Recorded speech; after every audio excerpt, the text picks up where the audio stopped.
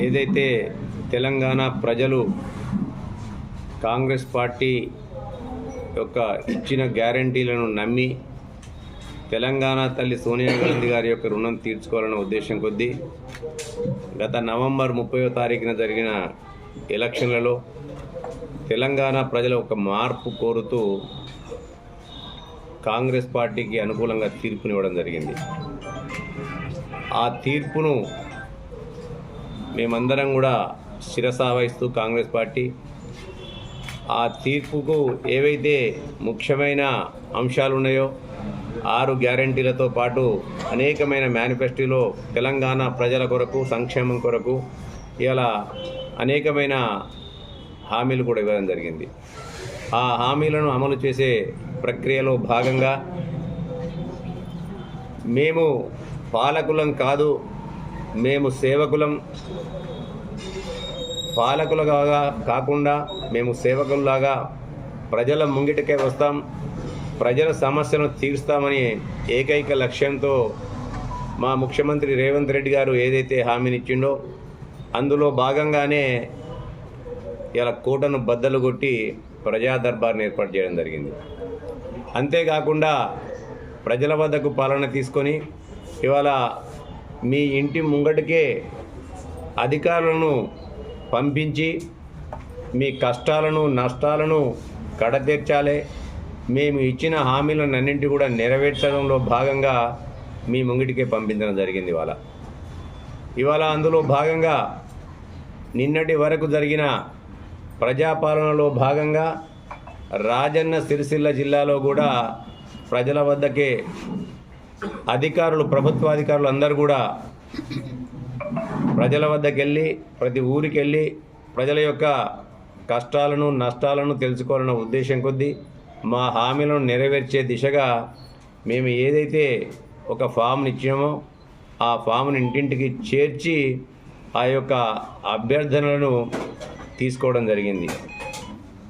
నిన్నటి వరకు, నిన్న సాయంత్రం వరకు రాజన్న సిరిసిల్ల జిల్లా వ్యాప్తంగా 1,90,000 పైచిలకు అభ్యర్థనలు ఇవాళ ప్రభుత్వానికి ప్రజలు ఇవ్వడం జరిగింది. అందులో ఎక్కువ శాతం మంది ఇచ్చిన అభ్యర్థనల్లో ఉన్నదంతా కూడా ఎక్కువగా మహాలక్ష్మి పథకానికి, అదే మాదిరిగా గృహజ్యోతి పథకానికి ఎక్కువగా డిమాండ్ ఉన్నట్టు మాకు ఆ యొక్క అభ్యర్థనల ద్వారా తేటతెల్లమైంది. దీనికి తోడు ఏదైతే 6 గ్యారంటీలు ఇచ్చామో ఆ 6 గ్యారంటీల్లో కూడా వాటికి కూడా విపరీతమైన స్పందన వచ్చింది. దాంతోపాటు కొంతమంది రేషన్ కార్డుల గురించి, మరికొంతమంది వారి సమస్యల నుంచి కూడా అభ్యర్థనలు ఇవ్వడం జరిగింది. ఆ అభ్యర్థనలన్నింటినీ కూడా సావధానంగా వాటన్నింటిని కూడా యంత్రాంగం క్రోడీకరించిన తర్వాత ప్రతి సమస్య పట్ల సామరస్య ధోరణితోని ఆ సమస్యను పరిష్కరించే దిశగా కాంగ్రెస్ పార్టీ ప్రభుత్వం నిర్ణయం తీసుకొని ఆ 6 గ్యారంటీల హామీ కొరకు, అమలు కొరకు ఏదైతే 100 రోజుల్లో ఇస్తానని చెప్పి హామీ ఇవ్వడం జరిగిందో ఆ దిశగా ప్రయత్నాలు మొదలుపెట్టి త్వరలోనే ఏదైతే ప్రభుత్వం వచ్చిన తర్వాత 3 రోజులకే 2 హామీలను నెరవేర్చిందో అదే మాదిరిగా ఇంకొక 2 హామీలను కూడా త్వరలోనే నెరవేర్చడానికి కూడా కాంగ్రెస్ పార్టీ నిర్ణయం తీసుకుంది.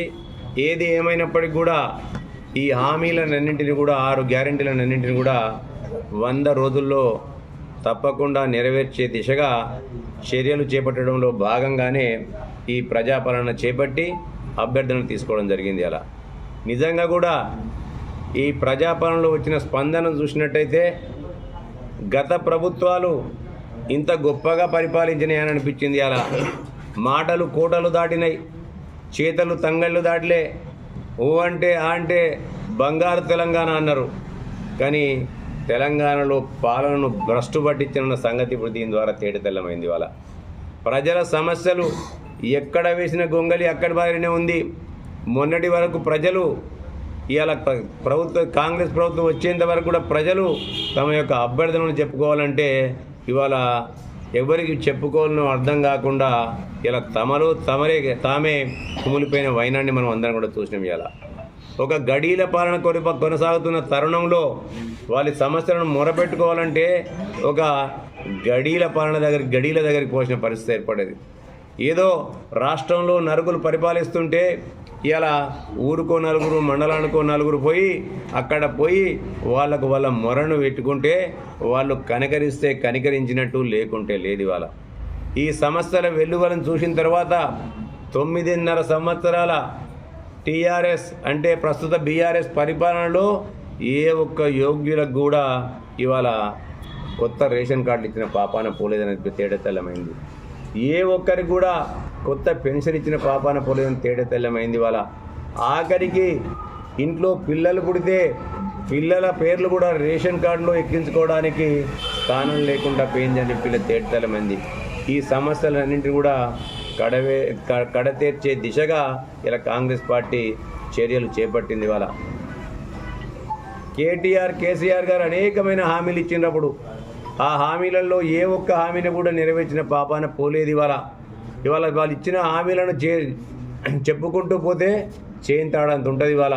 కానీ వారేమో ఇవాళ 9.5 సంవత్సరాల పరిపాలన కొనసాగిస్తే మా పరిపాలన ఇప్పటికి మేము పగ్గాలు చేపట్టి ఇవాళ కేవలం నిన్నటికి 7వ తారీఖు అంటే ఇవాళకి ఇంచుమించు నెల రోజుల టైం, అంటే 30 రోజుల టైం మాత్రమే కావస్తుంది. అలా 30 రోజుల టైంలోనే ఇవాళ మమ్మల్ని వాస్తవంగా